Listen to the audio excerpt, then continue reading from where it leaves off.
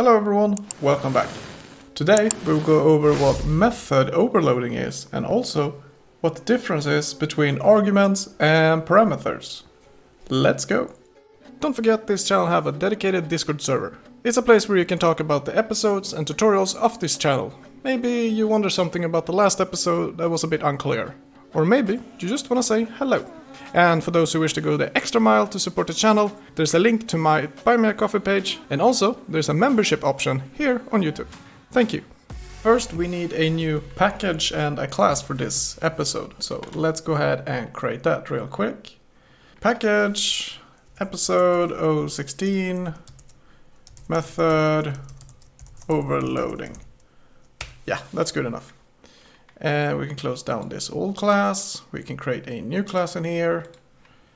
Public static void main, yes. Name method overloading, because that's the main part of this episode.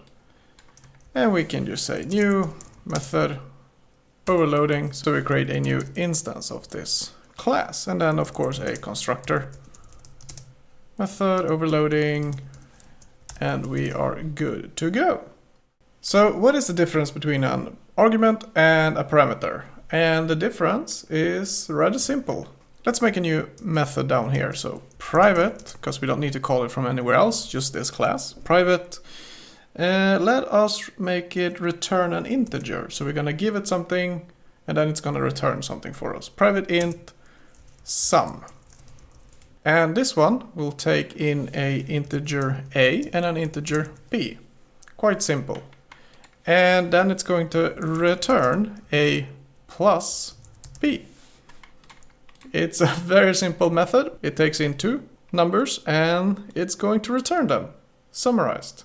A plus b. Very simple. Nothing crazy here. So where are the parameters and where is the arguments? Well, the parameters is these two. And if we call this method, we say int c equals sum 10 and let's say 30. When we are calling this sum method, we're passing along two values, 10 and 30. They are the arguments we're giving this method. And inside this method, we simply have two parameters, which is int a and int b. They are kind of the same, but you're simply calling them arguments when you're giving it and parameters when you're receiving it. So sometimes that can get confused and people mix and match them, but they're pretty much the same. It's just that they have a different name if they're being given or received.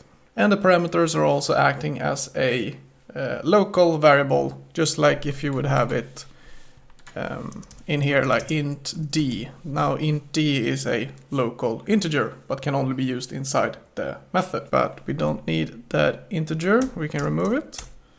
And now let's go over to what method overloading is. And what is method overloading? Well, instead of telling you, let's give an example right here. So let's take this method and just copy it and we get an error. Well, obviously it's the same method, so we can't have two identical. But what if I told you that we can add another parameter here, int c, and now all of a sudden we don't get any errors. The yellow line here only indicates that it's not being used. So it's the same name, it's private int sum, but the difference here is the number of parameters. And maybe we should just plus c there as well, so we include all of it. And that's one way how we can achieve method overloading. And we can achieve method overloading either by increasing the number of parameters or changing the parameters type. So instead of an integer, it could be a float. So let's give that a try. Let's copy this one again. And instead of an integer, we can say float, and of course we need to return a float, otherwise it's kind of useless.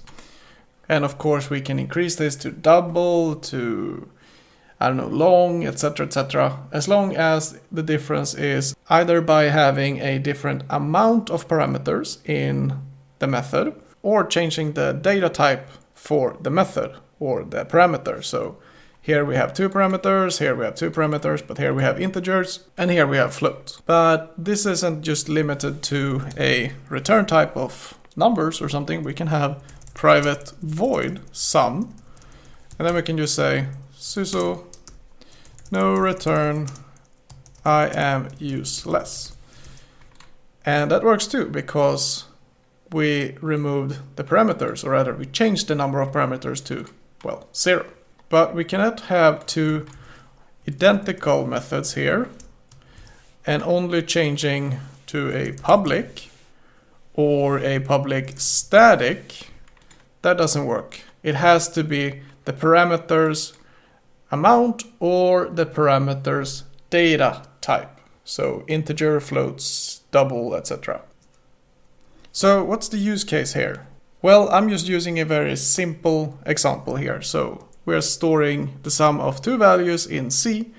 We can have D equals sum 10, 30, and 50 in D. And then we can have float E equals sum 10.55 and 5.22 float, my bad.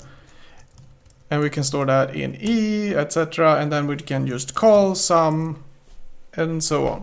So we're calling the same method, kinda, but they have different parameters in this class. So we don't have to remember if it was sum, for example, maybe this one we called sum 2 ints,